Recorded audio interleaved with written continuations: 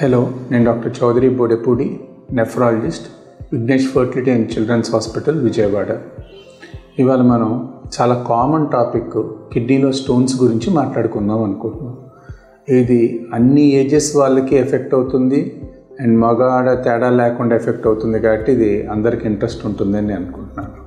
Kidney stones వచ్చినప్పుడు మనం మామూలుగా చూస్తే పొట్ట నొప్పి కానీ, నడువు నొప్పి కానీ, లేకపోతే యూరిన్లో బ్లడ్ రావటం కానీ చెప్తుంటామండి ఎక్కువగా. ఇది కాకుండా ఒక్కొక్కసారి యూరిన్ స్లోగా రావటం, చలి జ్వరం రావటం, యూరిన్ మంట రావటం, యూరిన్లో బ్లడ్ రావటం కూడా జరుగుతుంది.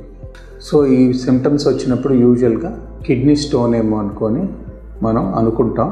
దీనికోసం మనం చూసుకుంటే సరిపోతుంది. అసలు కిడ్నీ స్టోన్ అసలు ఎందుకు వస్తుంది అనేది చాలామంది ఫస్ట్ వచ్చే డౌట్.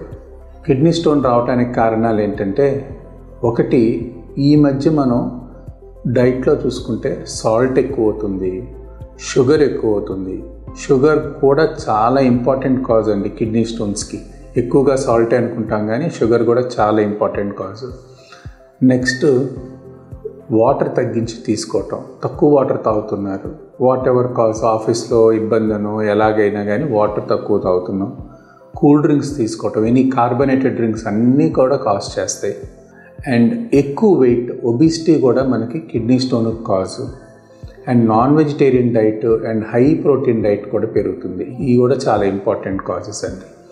అండ్ స్పెసిఫిక్గా కొన్నిసార్లు హై కాల్షియం ఉన్న డైట్ కానీ, హై ఫాస్ఫరస్ ఉన్న డైట్ కానీ, లేకపోతే మనం చూసుకుంటే యూరిక్ యాసిడ్ కానీ, ఆక్సలేట్ కానీ ఎక్కువ ఉన్న డైట్ కానీ కూడా కాజ్ చేయొచ్చు. సో ఇవన్నీ కూడా మనం కిడ్నీ స్టోన్కి ఇంపార్టెంట్ కాజెస్ కింద తీసుకుంటాం. మీకు ఎవరికైనా ఇలాంటి పెయిన్ కానీ, లేకపోతే యూరిన్లో బ్లడ్ కానీ, ఇలాంటి ఏమైనా సిమ్టమ్స్ మీకు ఎవరికైనా కనిపిస్తే మీ దగ్గరలో ఉన్న కిడ్నీ డాక్టర్ని సంప్రదిస్తే మీకు హెల్ప్ చేయగలుగుతారండి. Thank you.